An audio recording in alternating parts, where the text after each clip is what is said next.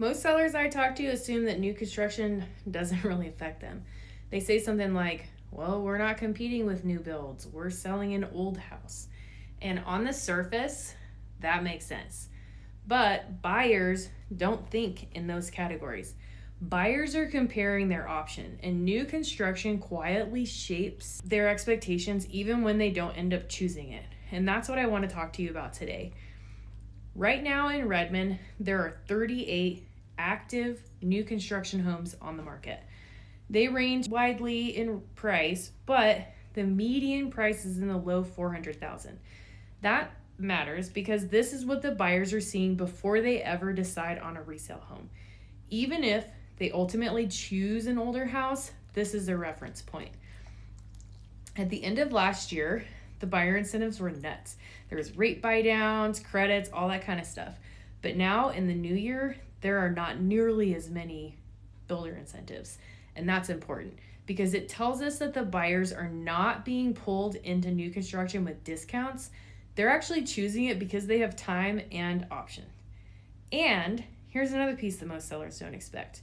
New construction in Redmond actually sits a little bit longer on average than homes built before 2020.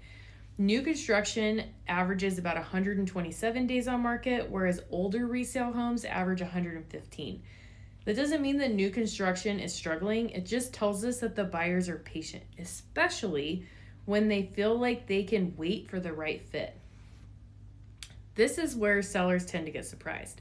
In the $450,000 to $550,000 range, there's about 29 resale homes and 5 new construction homes on the market right now. $550,000 to $650,000, 17 resale, 5 new construction. That means that buyers in those price ranges aren't just comparing resales to resales. They're deciding between newer, smaller, more efficient homes or older homes with more space and different layouts.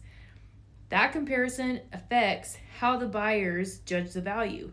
By the time you get up there to the $650,000, $750,000 range, the new construction basically disappears, and the resale isn't competing with the new option as much. This isn't really theoretical either.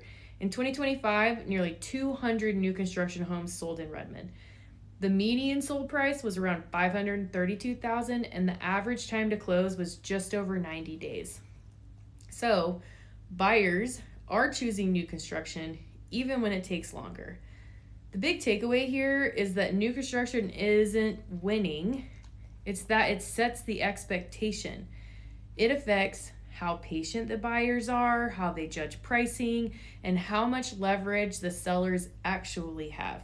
Ignoring it doesn't make it go away, but understanding it helps you price and position your home correctly from day one.